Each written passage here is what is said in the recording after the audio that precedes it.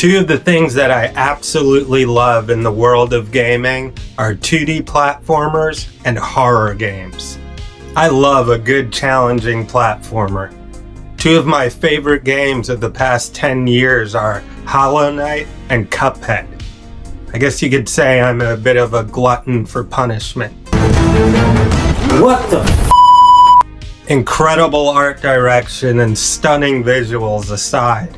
Very hard, but incredibly rewarding. Resident Evil and Silent Hill are amongst my favorite games of all time. Tell someone who gives a shit. I watched The Exorcist way too young as a kid, unbeknownst to my parents. Sorry, Mom. And I guess I've been chasing that feeling of fear and excitement ever since. The fear of seeing something that truly terrified me, juxtaposed by the fun and safety of it being separated by a TV screen, which is one of my favorite parts of horror. The ever-present feeling of safety and comfort of seeing it through the window of fiction, because in reality, of course, I don't want any part of that. I don't go chasing ghosts or wandering through the woods at night in my free time. I do this. It's safe. I like it. Anyway, I'm going off the rails here. Let me reel it back in by saying I have never really experienced the perfect combination of 2D side-scrolling and horror in a video game. I love Castlevania. But it's not exactly scary, being that you're a killing machine wielding a whip dubbed the Vampire Slayer. Limbo is a game that I love. I got close, but I feel the art style never really lended itself to a truly frightening experience.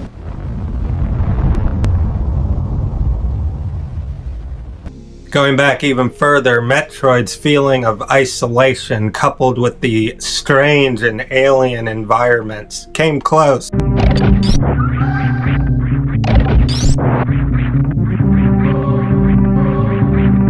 But never offered a feeling of being truly creeped out or unsettled. And then, out of the shadows of obscurity, came a masterpiece. A game that truly was both creepy and unsettling.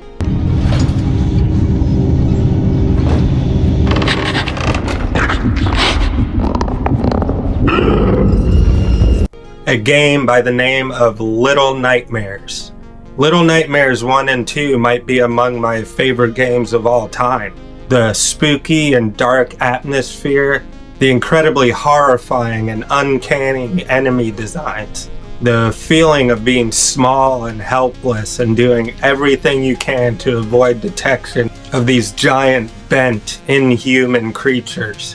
Life forms that resemble people but are just entirely off. The way they move and skitter through the environment make them feel like puppets stuffed with human flesh and bone. It's weird and eerie, and I absolutely love it. My name is Danny Peralta, and this is Diver Girl Art. Thank you so much for tuning in. On today's episode, we're going to be making a diorama inspired by the incredible and frightening world of Little Nightmares. That being said, let's get to work and make something spooky. Alright, let's get building, shall we?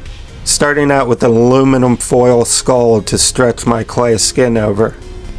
When planning out this diorama and choosing one of the many incredible and terrifying monsters to place in my scene, the first one that came to mind was the Teacher.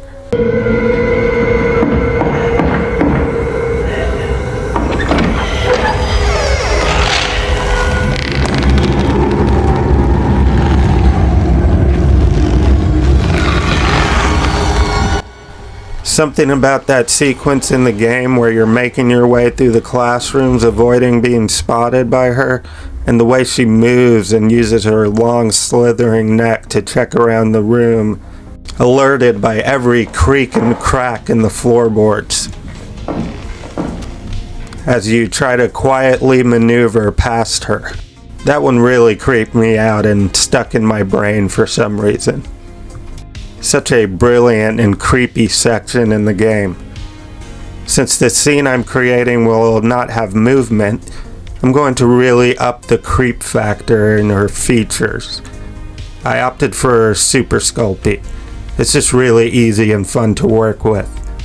I'll just add little sausages of clay and build up the details for the eyes and mouth and nose with my silicone shaper tool, using smaller metal tools to work out the smaller details. I think it's time for this little lady to hit the salon. Pew! Beautiful. Now I'll just add some texture and build that volume. You know what I say, the bigger the hair, the closer to God. I don't think that applies to this little lady.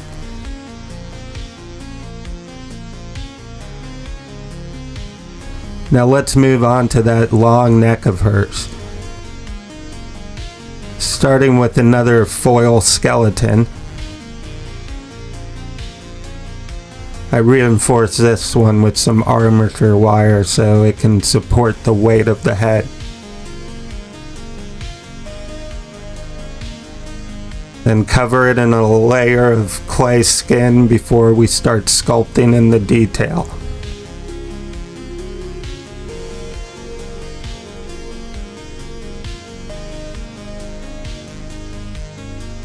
Alright, this is just crazy. I'm gonna have to blur this thing. It's a neck, YouTube, I swear. Now I'll just add some finishing touches, smooth out some rough patches, and that's Miss Spooky Lady done.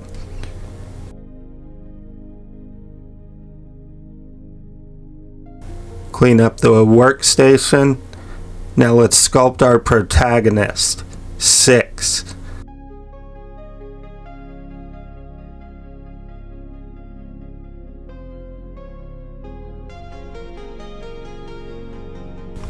Obviously, Six is much smaller than the teacher, so I'll be starting with a skeleton of some thin wire twisted and shaped roughly into the position I am going with. Then I cover it in a thick sheet of clay for her long yellow jacket.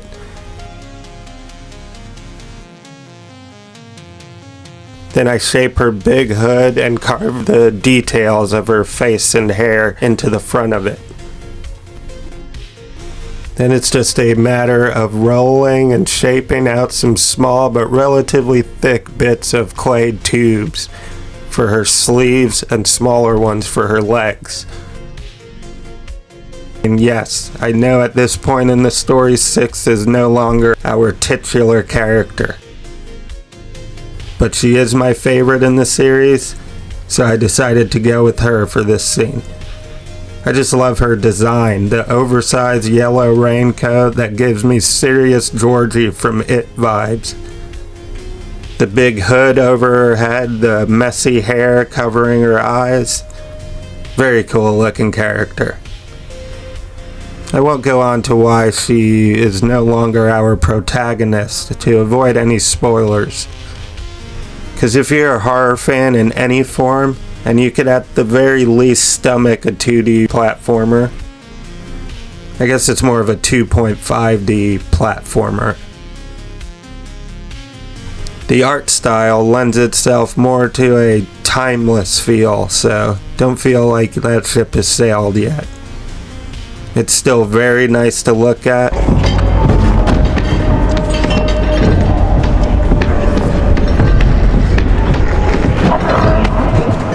Well, relatively speaking. Now let's go ahead and attach those limbs. And I'll blend the connection points into the jacket using my silicone shaping tool. Then add the hands and feet, blending those in as well. Also reshape them because they're very small and still very malleable. Probably should just bake parts as I make them, but you know. I don't want it. You didn't want to stop? No. Okay. So what? Okay.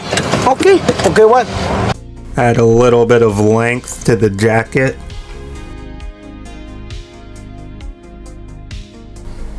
And that's it for our 6. For now, of course.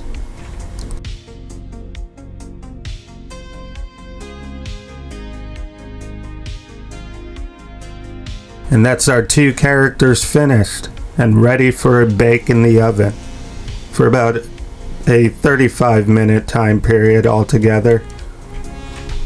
Now let's set the spooky scene these characters will live in. Starting with a thick sheet of XPS foam, one of my personal favorite hobby materials. I'll map out the shape I'm looking for in pen, using the teacher's neck to figure out the composition and where I want the characters to be positioned in the scene. I want the teacher to be a floor below, using her long neck to investigate the source of a noise she heard coming from the floor directly above her, poking her head up through a big hole in the wooden floorboard, just before Six runs and hides in a wooden box, just in time to avoid the teacher's gaze, not unlike this scene right here.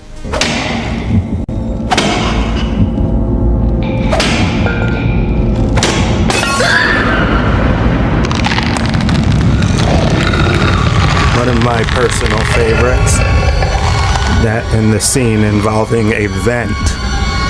I won't ruin that one though. Now it's time to make our wooden floorboards.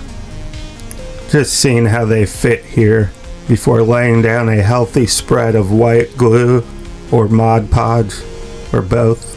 I can't remember. Now for the other side. A thin sheet of scrap balsa wood, cut and broken to get those perfect splintered and jagged edges. Like something came crashing through it, leaving a very large safety hazard in the ground. What the hell's going on there?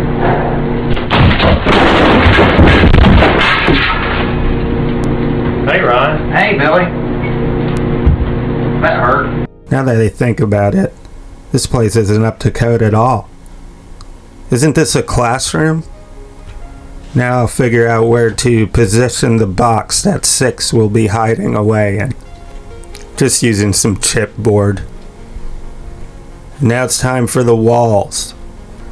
Using a large piece of balsa wood that I scored with a hobby knife and roughed up a bunch with a wire brush.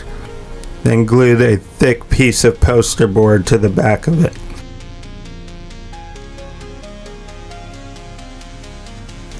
Now I'll fix these 2 pieces of our scene together using some very long screws.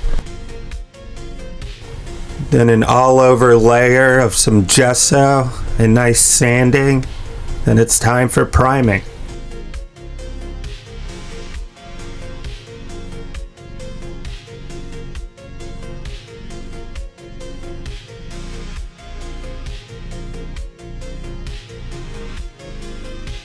Now it's time to set the tone with a dark and gloomy paint job.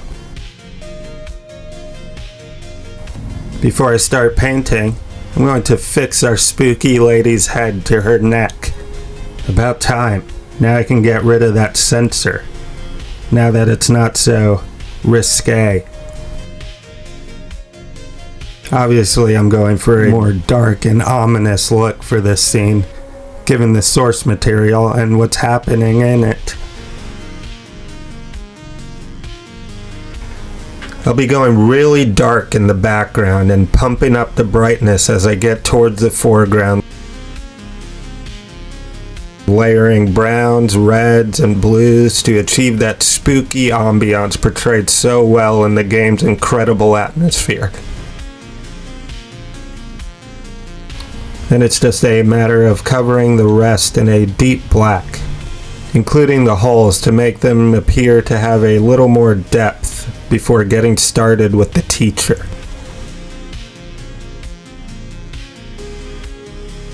For her, I started out with a black primer and a lighter gray undercoat. I wanted to give her a ghostly grayish light blue because it just felt right. And I felt it fit well with this spooky atmosphere of the environment. I love how she's looking so far.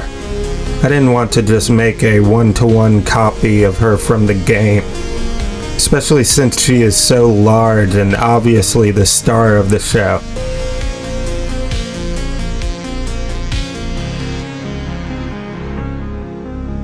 Now that I have her all base coated, I wanted to go ahead and fix her to the base so I can finish her off in a much more comfortable position, especially considering just the sheer size and weight of this model. She's huge. It's fun to imagine just how large the body that is attached to this neck, standing on the floor below. Now that she's glued into position, it's now just a matter of layering and building up the skin tone and building up all those details, folds, and wrinkles in her facial features. Then I give her a few layers for her jet black hair and give her a nice dry brush of a lighter gray to catch all those raised edges. Then I give her that beautiful, dead, milky white eyes to remind you that there's no sweet talking this lady. And you'll have a lot more to worry about than just attention if you get on Miss Longneck's bad side.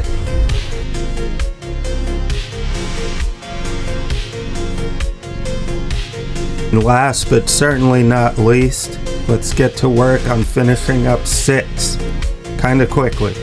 Because as usual, I took way too long on this. But hey, what else is new?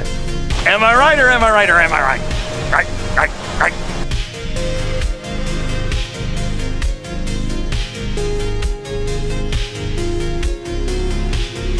Just painting her a dark and shadowy yellow.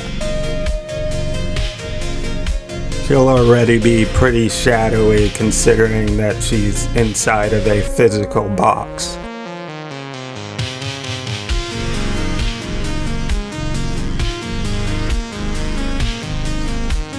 Then I'll paint up her limbs using a lighter skin tone. Give those a couple layers. Add the same to her tiny little half of a face because the hair is blocking the rest. And that's it for hour 6. A little bit rushed so I could finish this up in a reasonable time, but I think it works super well for our scene and where she will be placed in our scene. Now, let's just pop her off the base. Now let's get her placed in the scene.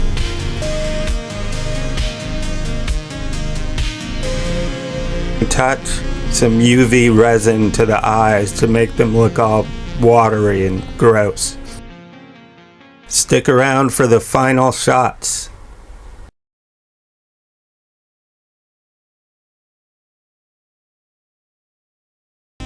And there you have it, another diorama done. I love sculpting, and I'm super happy that I got to do some good old-fashioned sculpting with clay. That was probably my favorite part of the whole diorama, was delving back into that. Before we get to those final shots, firstly, let me say thank you so much for watching. It means a lot. If you enjoyed the video, please consider smashing that like button, leaving a comment of what you thought below. Follow the channel for brand new long form videos every other Sunday, along with new shorts throughout the week. Still a very small channel and looking to grow, so any bit helps. And if not, thank you just for watching. I really appreciate it. Follow my Instagram at DiverGirlArt for all my more traditional artwork. Again, thank you so much for watching. I'm Danny Peralta. This is DiverGirlArt, and I'll see you on the next build, possibly a robot. Now, without further ado, let's get to those final shots.